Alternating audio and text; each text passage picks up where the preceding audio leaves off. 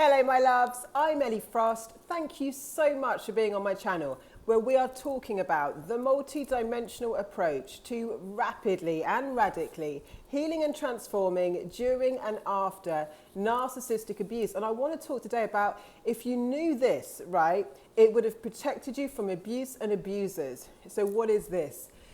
And I'm going to give you some practical stuff in it. What I'm talking about is a big part of what I teach people is emotional intelligence. Let me explain. We've got this issue in the world the wrong way round, narcissistic abuse. Many victims of it are stuck looking at what's wrong with them. They're trying to fix their codependency. They're trying to fix like all these things about themselves without first looking, because we haven't been taught to first look at the other person and is their behavior appropriate. So most of us are on default because we have not learned emotional intelligence and how to actually know what our boundary standards and values are. So what happens is someone does something and we don't know if it's just us. We think, am I overreacting? Is it because I'm needy? Am I just pushing them away? We question ourselves first because we should have been taught at school emotional intelligence and do the thing I teach people, which is to understand their own, which is unique to everyone, values, boundaries and standards. When you've got that, you've got a blueprint, right? It's no longer a question of confusion. And part of where the narcissist takes you, I mean, you do have to understand what narcissistic abuse is to understand what you've been through, because that relationship, because it involves a high level of psychic and spiritual attack, is hard to make sense of. We don't know why we're behaving the way we are.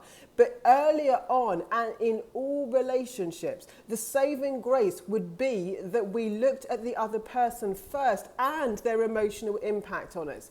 Most of us have been taught to numb our feelings, dismiss our feelings, neglect our feelings, question our feelings, rather than trust them. Right? So we don't even understand that it's a red flag. We think we're overreacting. Yeah? Part of the process I teach people in my course Sovereign is to understand their unique values and then work on a set of standards that align with that, which is kind of, and I take them through every area of their life. And there's an exercise in there where we look at how that applies at work, how it applies in friendships, how it applies in your relationship with yourself, with lovers, with partners, etc. Family included. So you start having, you take the time. That coursework is so important. People of all ages come in and they're like, wow, we've never done this. I never did it either. In fact, most of us have actually grown up in unhealthy households and we've not had good models of this. So when you've got this blueprint, you start looking at your standards, and then life gets a lot clearer in terms of relating to people, because it's like, right, I know where I start and where I stop. I can communicate a set of standards in a relationship. I give you tools to do that, where you actually get to matter in relationships. Your feelings matter. You stop, and I teach you other things so that you stop emotionally neglecting yourself, because it is unhealthy to be abandoning your emotions in a relationship, to be emotionally neglected and abused in any way, right? We pay a huge price for this in our well-being, especially over time, especially in our consciousness, our self-esteem, our self-concept, and our manifestations, right? What we believe we can do, be, and have. So what I want you to understand is a lot of people are taking longer over this because we've handled it the wrong way round. Now, I am not saying, right, that like most people on the planet are codependent, yeah? That does not mean they deserve to be narcissistically abused. Codependency is basically your level of neediness, right? And there's a thing in psychology called attachment styles. So some of us have got more anxious attachment style, which basically means we're going to get more clingy, more needy, more reassurance, right? We're going to feel more nervous and more, sensitive to abandonment and needing to know where our partner is, that kind of stuff. Other people have got more avoidant styles, which means we're going to push people away when things are hard. We're going to find it hard to let people in when we need to actually emotionally probably connect more. But our style would be to avoid relationships, you know, when things get too intense emotionally. There's a secure, then everyone's heading, or we're aiming to have a secure attachment style, which is a balance of both. But those are things we get to work on in ourselves that are healthy. You know, it's healthy to be looking at ourselves, evolving and growing. And that's why my work has got an emphasis on personal growth and development. It's not just healing. If you just heal, but you don't grow, you don't evolve just from healing, right? You just don't feel as bad. It's not, I mean, you will make progress because it won't be rude in your life, but when we actually know how to focus on growth, right, which includes communication, which includes ways of communicating, includes emotional intelligence, it includes communication, which is part of what I teach you in Sovereign, then we start, and manifestation, we start like cultivating a healthy life, a productive life, and we're not a target to abusers. We haven't got to sit around asking our friends, what do you think this means on a text, or do you think I'm overreacting? We're self-partnered. My feelings matter, which means that if it feels off to me, it really matters. It's a red flag because it's a red flag in my body and I go there first, right? Emotional intelligence is trusting our body's wisdom, is not taking that out on another person, right? A lot of what we see in reality TV is very unhealthy and very unhealed. In fact, I teach people how to powerfully interact, which means that I never ignore my emotions, but processing them and dealing with them is my job. Then I know they've given me a message, right? So then I take the message and I either set a boundary, communicate a standard, take an action in relation to honour that emotion. What I don't do is project. What does projection look like? It's when I feel bad and maybe you've triggered me, and instead of processing and thinking about it and setting the appropriate boundary or standard, I project on you. You make me feel bad. You don't care about me. You this, you that. I teach people to use I language because then I'm taking responsibility for my emotions, but I also take responsibility for my boundaries, which means that, for example, I don't appreciate you raising your voice to me. In fact, I'm not willing for us to have conversations that way. So unless you're willing to calm down and come and speak to me calmly, then I don't think we can carry on like this. That's a boundary.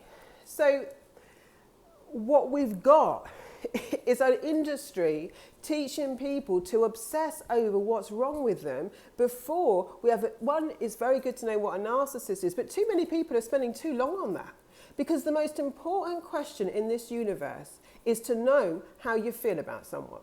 And when you know that, right, and you trust that because you have been taught the emotional intelligence to trust yourself, which most of us haven't. So we feel something's off and we think, oh God, it's probably just me.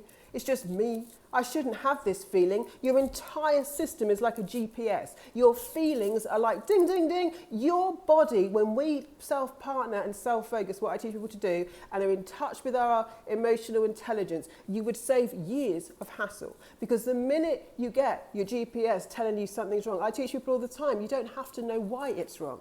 We're intellectualizing the wrong thing. If you really need to know why in advance something feels off to you, then you could spend a long time in a relationship that in the end you'll find out why. But your body would have told you sooner. So what do we know about that? When I am around someone and it feels off to me, yeah, I don't fawn that person in a trauma response. I don't try and make them like me anymore. I certainly don't get toxic. I teach you that this is toxic and people please them. I get observant. What a lot of us don't do, because we're so reactive, is take a pause and observe. So I have a feeling that someone's off, yeah? I don't need to know why right now. I trust my body that there's something off. I'm not feeling it with that person. I don't overshare. I don't overdivulge. I just start observing how they treat me and how they treat other people. I get clear again on my boundaries, values and standards. I trust my body. I don't have to have a big explanation. I don't have to tell all my friends. It's not about telling everyone who you like and who you don't. It's the fact that, for example, I don't like bacon. My body doesn't like bacon. I do not go to every specialist in the country and say, there's something wrong with me. I don't like bacon. Please fix my body. Other people eat bacon every day. I feel sick when I eat it. No, I know I don't like bacon and there is a lot of other foods I can have for breakfast, right? And I don't have to make bacon wrong, and I haven't got to get on a campaign to hate or shame or bully bacon.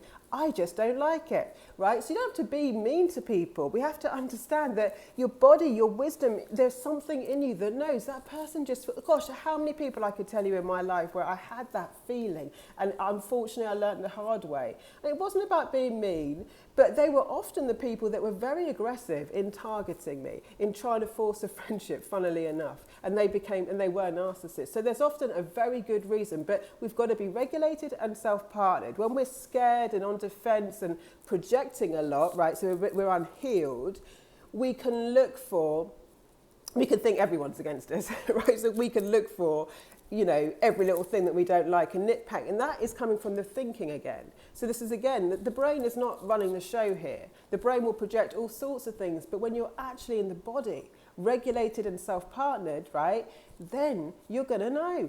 And it's coming from the body. But therefore, you can trust it. Your emotions are messengers.